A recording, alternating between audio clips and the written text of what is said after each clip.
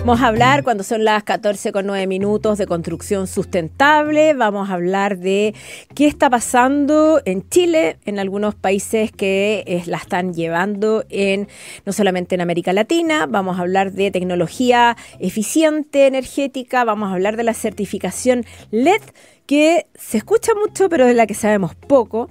Vamos a hablar también, este tema es interesante, ¿qué pasa cuando hay un edificio que no fue construido en la era de la certificación LED, pero que quiere ponerse al día? Todo eso lo vamos a conversar con Marco Ferrando.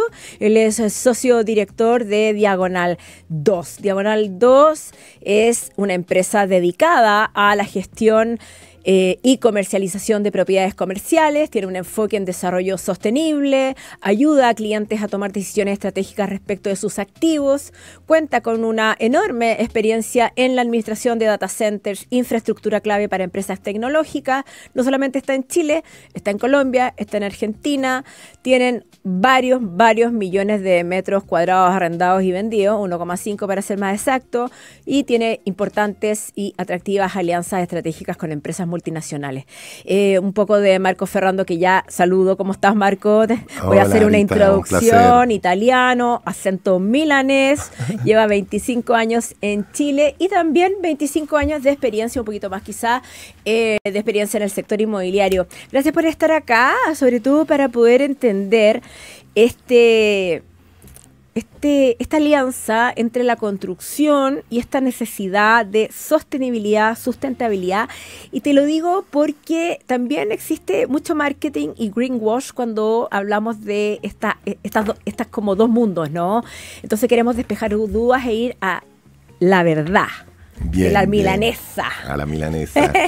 Bueno, primero te quiero preguntar de puro curiosa, ¿qué trae a un italiano acá a Chile hace 25 años? Bueno, es una larga historia, pero básicamente terminando mi universidad decidí hacer una experiencia internacional. Me decidí por Chile, llegué aquí en el 1993 y nada, al final Chile me convenció, me terminé quedando aquí viviendo 10 años, después fui viviendo en otros países y estoy de vuelta en Chile desde el 2011, en parte con este emprendimiento de Diagonal 2. Perfecto, Diagonal 2, yo lo definí de una manera general. ¿Cómo lo definirías respecto al tema de la construcción sustentable de una manera más afinada? No, efectivamente el tema de la sustentabilidad de los edificios es algo que sobre todo en los últimos 20 años ha tomado una relevancia considerable.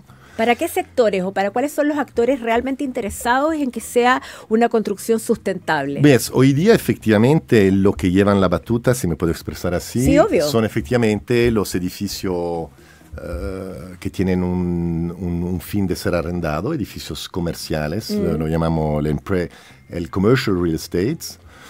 Son edificios de oficinas, son centros logísticos, son centros comerciales. Que es evidentemente en este término de eficiencia energética son ellos que llevan la batuta. ¿Y ellos llevan la batuta por un tema corporativo, es decir, por una imagen corporativa, o llevan la batuta porque realmente significa un ahorro importante energético, o por las dos cosas? Diría que por las dos cosas. Efectivamente, tú hablabas de la certificación LEED que fue creada.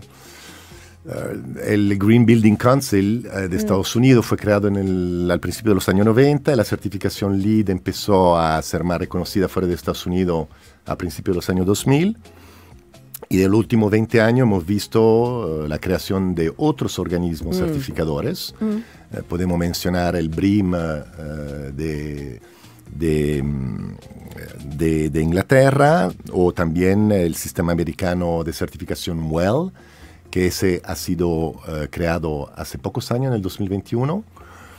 Y efectivamente existen las dos vertientes. Por una parte, ser capaz de distinguirse en relación a los demás edificios, y ser capaces de atraer un perfil de inquilino que son esencialmente multinacionales, que requieren por sus políticas internas de sustentabilidad ocupar edificios que tengan algún tipo de certificación. Perfecto. Y en ese sentido, dado que la LEED, yo le digo LED, pero es LEED, tienes toda la razón, fue la primera y luego se van sumando otras, la LEED se ha ido de alguna manera actualizando a nuevos requerimientos emprendimientos debido justamente a esa demanda, pero por otro lado a las nuevas tecnologías. ¿Sí? Absolutamente, mira, LEED nació efectivamente los últimos 20 años, ha ido evolucionando mucho y los distintos tipos de certificación LEED tienen que ver básicamente con tres grandes campos. El primero es todo lo relacionado con el diseño y la proyectación de los edificios. ¿En qué sentido? Como el tema de la luz, de la orientación. Como tú proyectas, como tú diseñas, proyectas, y hoy día con la tecnología que tú mencionas, es posible hacer simulaciones. Ah, perfecto. Y efectivamente ver cómo se va a comportar el inmueble en distintas condiciones de ocupación y efectivamente dónde está y cómo se viene ubicado el inmueble en un contexto de orientación, cambia todo. Entorno. Sí. Y efectivamente, cuando tú mencionas el efecto, no solamente, digamos, más bien de marketing, de la imagen sustentable, cada vez más el aspecto de ahorro concreto está siendo tomado en cuenta por los desarrolladores. Perfecto. Y estas certificaciones han ido evolucionando en el tiempo. Y lo interesante es que si al principio estaban muy focalizadas en cómo se diseña, cómo se conceptualiza un inmueble y cómo se construye, en términos de materiales utilizados, hoy en día está tomando cada vez más relevancia las certificaciones que obligan a los propietarios de oficina de tener un seguimiento periódico, en algunos casos en vivo, de todos los parámetros que ahora, hoy en día, podemos monitorizar sobre no solamente cuál es el real efecto del ahorro energético, pero cada vez más asociado al confort de los usuarios, que es, yo creo, uno de los puntos que le está dando más relevancia. ¡Oh, qué importante! Entonces, el confort de los usuarios tiene que ver con el bienestar de los trabajadores. Totalmente. Con un efecto, me imagino, también relativo no solamente al día a día, sino a la salud pública. Porque eso también es un ahorro para la salud pública. Un trabajador que se enferma porque su entorno diario no está bien diseñado es un trabajador que va a acudir a la salud pública o va a faltar al trabajo y va a tener un coste en la salud pública. Absolutamente. De hecho, hay estudios que se han ido realizando sobre el efecto no solamente de la temperatura, claramente de del ruido, de la ventilación y la calidad del aire. El tema, perdona, qué buen tema tocaste. Conversaba no hace mucho tiempo con un infectólogo, me contaba sobre cómo el aire acondicionado en Chile tenía graves problemas y generaba no solamente rinitis, otro tipo de enfermedades, porque un aire acondicionado en mal mantenimiento es un aire acondicionado que expele hongo, bacterias, virus, entre otras cosas. Es decir, ahí hay todo un sistema que es súper necesario mantener muy a raya. Y es efectivamente, hoy día los edificios de oficina en particular están la mayoría de las veces construidos con un muro cortina que es como si fuera una piel que hace que el inmueble no está en contacto con la atmósfera exterior. Entonces eso requiere de unos sistemas para filtrar y purificar el aire.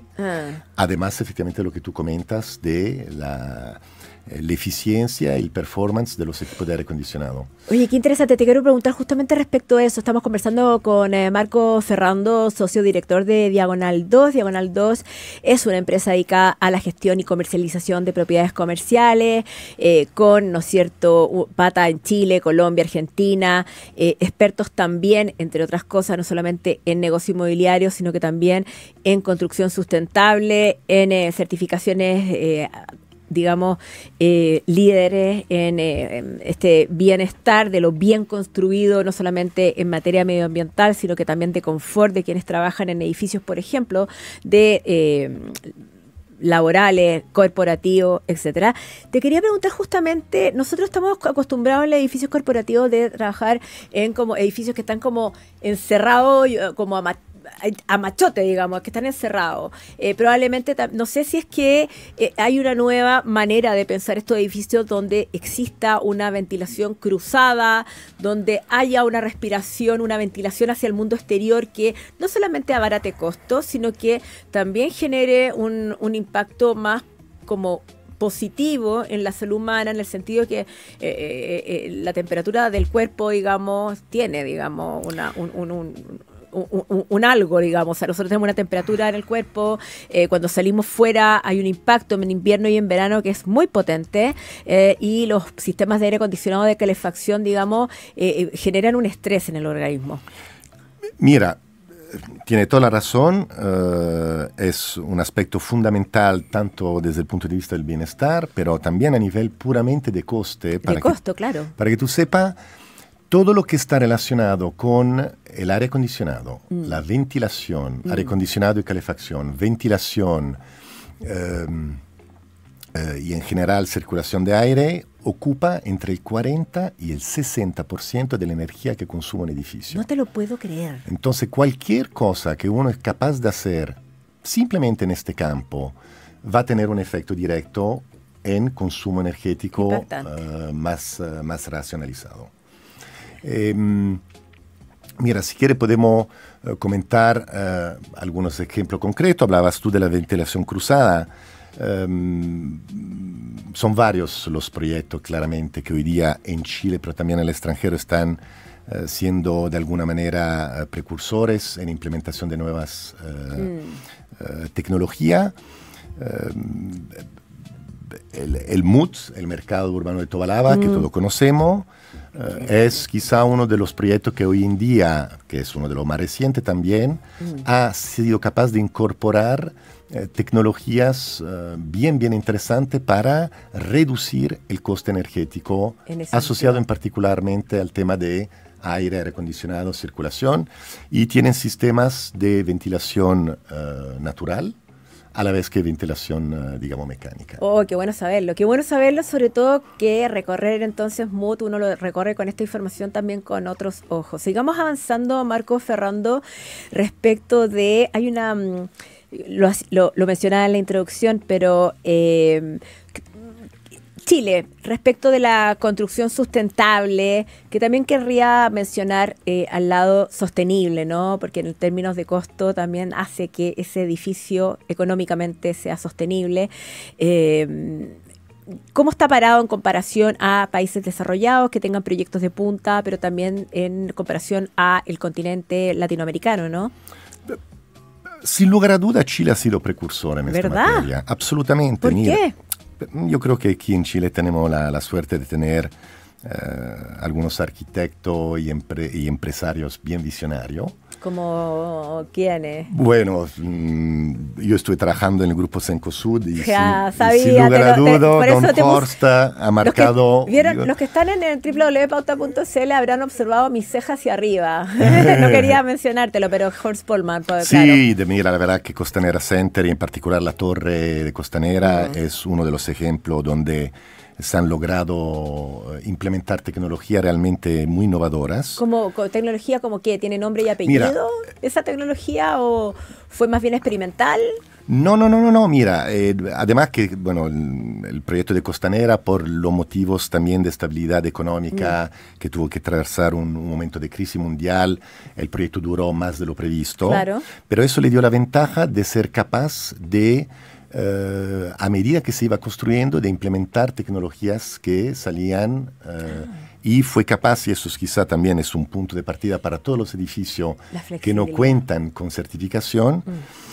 Mira, te podría contar un montón de cosas, pero quizá uno de los aspectos más relevantes para justamente controlar el gasto energético asociado a aire acondicionado y ventilación ha sido la instalación de un muro cortina, unos vidrios, que tuviesen una capacidad de filtrar los rayos UV de una manera sin precedente. Y eso te permite, en definitiva, de evitar que se te caliente por reflexión solar los ambientes y por ende tenga que enfriarlo menos. ¡Wow!